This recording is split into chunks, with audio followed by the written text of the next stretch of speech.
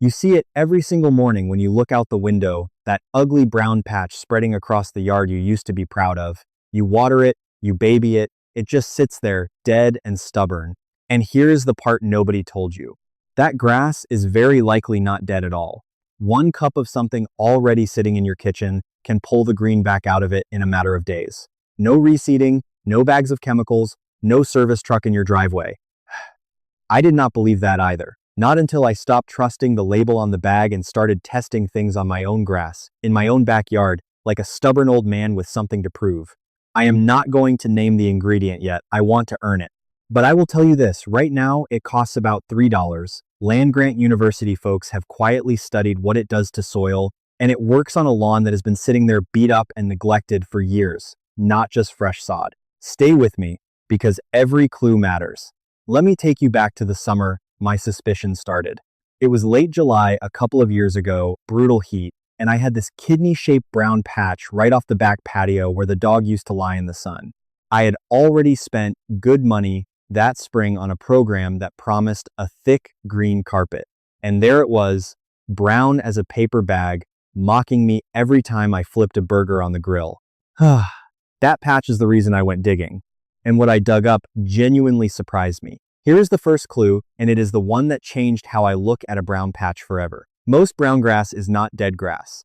It is dormant grass, or starved grass, or grass sitting on top of dirt that has quietly gone lifeless underneath it. Those are three completely different problems, and only one of them actually requires new seed. Yet almost every one of us was trained to react the same way to all three. Rip it up, throw down seed, buy another bag of something. So I ran a simple test you can do this weekend before you spend a dime. I call it the tug test. I walked out to that brown patch, pinched a small handful of the dead-looking blades between my fingers, and pulled straight up. If the grass rips out with no resistance, roots and all, and the base is dry and brown, that crown is gone. But if it holds firm, if it fights you a little, and the very bottom of the plant near the soil still has the faintest bit of pale green or white life in the crown, that lawn is not dead, it is waiting. Mine held firm, every clump. That patch I had already half written off in my head still had a living crown under the ugly brown top. And that one discovery meant reseeding would have been throwing money at a plant that was already alive. That raised a bigger question though. If the roots were alive, why in the world would healthy roots refuse to turn green on their own? Something was choking that grass from below. And that is where the trail got interesting.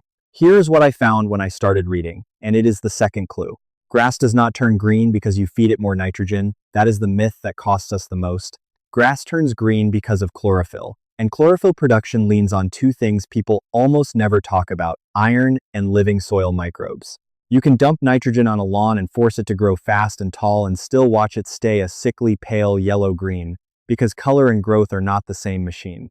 Now, therefore, ask yourself who benefits when you believe that green comes from a bag. Because somebody does. Think about how the whole thing is set up.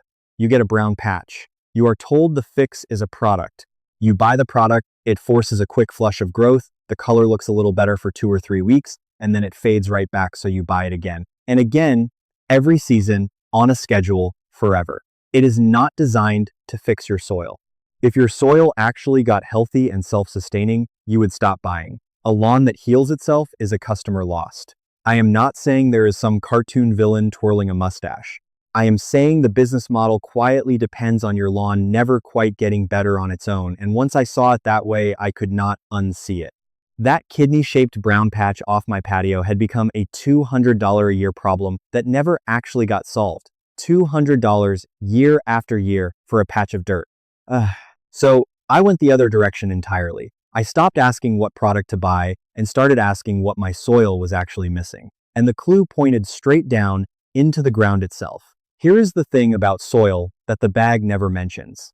Underneath healthy grass, there is a whole living city, billions of tiny microbes, fungi, and bacteria per handful of good dirt. And those microbes are the workers who unlock nutrients and hand them to the grassroots in a form the plant can actually use. When soil gets compacted, baked by heat, drenched in salty synthetic fertilizer, or just ignored for years, that living city dies off. The dirt goes sterile. And sterile dirt cannot feed grass no matter how much you pour on top of it. That is why so many brown patches sit there refusing to green up even when you water them faithfully. The grass is alive, the roots are reaching, but the kitchen underneath them is empty and the cooks are all dead. You have been trying to feed a plant through soil that lost its ability to pass the food along. Now here is a number that stopped me cold when I read it. Turfgrass researchers at land-grant extension programs have measured that the top few inches of healthy lawn soil should be teeming with microbial life, and that when you restore that biology, the plant's access to iron and trace nutrients, the exact stuff that controls green color, can improve dramatically without adding a single pound of extra nitrogen. In other words, you do not have a nitrogen problem, you have a dead soil problem. And dead soil is cheap to bring back to life if you know what to feed it. But feed it what, exactly? That was the question that sent me down the last stretch of this whole investigation.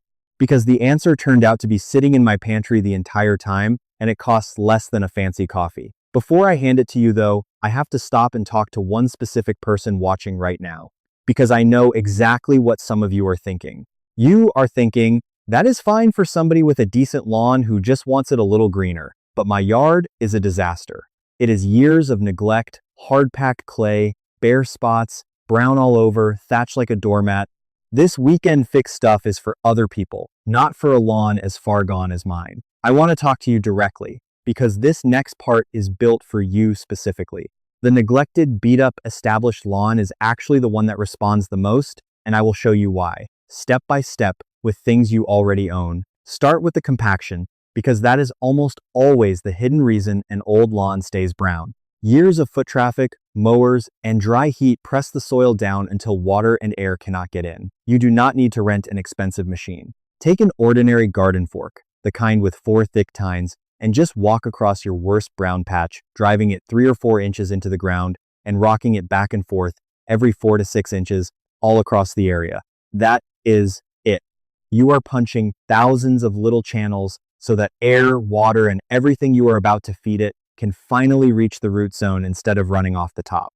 I did my whole patio patch by hand in about 20 minutes, sweating like it was August, and it made every single thing I did afterward work better. Next, deal with the thatch, that spongy brown mat between the green and the soil. If it is thicker than about ½ an inch, drag a stiff metal rake hard across the patch and pull that dead mat up and out. It has been acting like a shingle roof, shedding water and locking your soil away from everything good. You will be shocked how much dead brown junk comes up and how much healthier that patch looks the moment air can reach the crowns. Now here is the part that matters most for the neglected lawn. A beat-up patch like this does not just need waking up, it needs its soil biology rebuilt from almost nothing, because years of neglect or years of harsh synthetic feeding have left that ground close to sterile. This is exactly where the mystery ingredient earns its reputation, and it is why the worst-looking lawns often show the most dramatic turnaround. You are not patching a lawn. You are resurrecting the living soil underneath it. And resurrection, it turns out, runs on about $3. So let me keep pulling the thread because there is one more clue I have to give you before the reveal makes full sense. When I first went looking for a cheap way to feed soil microbes, I kept running into the same dead ends everybody runs into. People online swearing by beer poured on the lawn, people swearing by soda, people swearing by dish soap. And most of it is folklore that does nothing, or worse, does harm. I tested a few of them on scrap corners of my yard just to be honest with myself, and most did absolutely nothing. I did not want to trade one myth for another. I wanted the thing the actual research kept circling back to. Now, everything I am walking you through today, the tug test, the forking, the feeding of that dead soil underneath, I did not figure out in an afternoon. It took years of testing on my own tired old yard, and I wrote every bit of it down, season by season, into 3 books I put together myself. The full year-round system, the patch-by-patch protocols for bald spots and straw-colored grass, and the weed side of the story, with every mix written out in exact amounts and the university work I leaned on listed right there beside it. What you are getting free in this video is the piece that fits in a video. What is in those pages is the whole calendar. What to do in September, what to leave alone until spring, and how to stop being a customer and start being a homeowner with a nice lawn. If that is where you are headed, scan the QR code right there on your screen, link in the description, pinned comment, the books are waiting there. But stay with me, because before you feed anything, you have to know what to feed it. And the research kept circling back to one specific quality. Whatever you feed the soil has to feed the microbes, not the grass directly. The microbes are the workforce. You feed the workers feed the lawn. Almost everything sold to you does the opposite. It force feeds the grass and starves the soil, which is exactly why the green never lasts. So I needed something rich in the one thing soil microbes crave more than anything else. Simple carbon, sugar, basically. A quick, clean energy source that makes a sleepy microbe population explode back to life almost overnight. Now, what common, dirt-cheap kitchen product is loaded with simple carbon and, on top of that, happens to carry real amounts of iron, potassium, and trace minerals, the exact nutrients that drive green color? That was the moment the whole case snapped together for me, because there is one and only one that checks every single box. It has been used quietly by old-timers and organic groundskeepers for generations. It got completely buried under the marketing of modern lawn products, and land-grant extension folks who study organic turf have documented it as a genuine soil amendment. Here it is. The one cup that turns brown patches green again is a cup of plain, unsulfured blackstrap molasses. I know, I had the same reaction you just had. Molasses. The stuff for baking. $3 a jar at any grocery store, on the bottom shelf, right past the pancake syrup. That is the mystery ingredient the whole trail led to. And once you understand why it works, you will never look at a brown patch the same way again. Here is the mechanism, plain and simple. Blackstrap molasses is loaded with simple sugars that is the fast carbon your starving soil microbes have been begging for. The moment it hits the ground, that microbe population wakes up and multiplies fast. Those newly active microbes go to work breaking down thatch, unlocking nutrients that were already sitting in your soil but locked away, and delivering them straight to the grass roots. On top of that, blackstrap molasses itself contains real, measurable iron and potassium, and iron is the single element most directly tied to deep green color in a grass blade. So you are hitting the brown patch from two directions at once. You are feeding the color nutrient directly, and you are rebuilding the living soil that keeps delivering color long after the treatment is gone. That is the part the bag can never do. Let me give you the exact recipe I settled on, because the amounts matter, and this is the part you came for. Take 1 cup of unsulfured blackstrap molasses. Unsulfured is the word that matters. The sulfured kind has a preservative you do not want on living soil. Dissolve that 1 cup into a gallon of warm water first, and stir it until it is fully mixed, because cold molasses is thick as tar and will clog everything if you rush it. That single gallon of concentrate will treat roughly 1,000 square feet of lawn. If your brown patch is small, scale it down. 1/4 cup of molasses in a quart of warm water handles a patch about the size of a bathroom floor. Now you have 2 ways to put it down. The easy way is a hose end sprayer. Pour your dissolved molasses mix into the sprayer jar, hook it to the garden hose, and spray it evenly across the brown patch and the area around it until the ground is lightly soaked. The other way, if you do not have a sprayer, is a simple watering. Can just keep stirring as you pour so it stays mixed. Either works. The goal is to get that sugar and mineral solution down into the soil, not just mist it on the blades. Timing.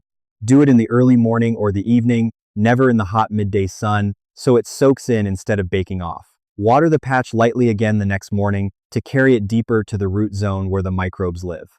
And here is the honest expectation, because I will never oversell you. You are not going to walk out the next morning to an emerald lawn. What you will see, usually inside the first week to 10 days, is the pale, sickly patch starting to pull color back, greening from the crown outward as the soil comes alive underneath it. Repeat it once every 2 to 4 weeks through the growing season. Each round, that soil gets a little more alive and the color holds a little longer on its own until eventually the patch does not need you at all. That is the opposite of the product on a schedule. This one weans your lawn off of needing anything.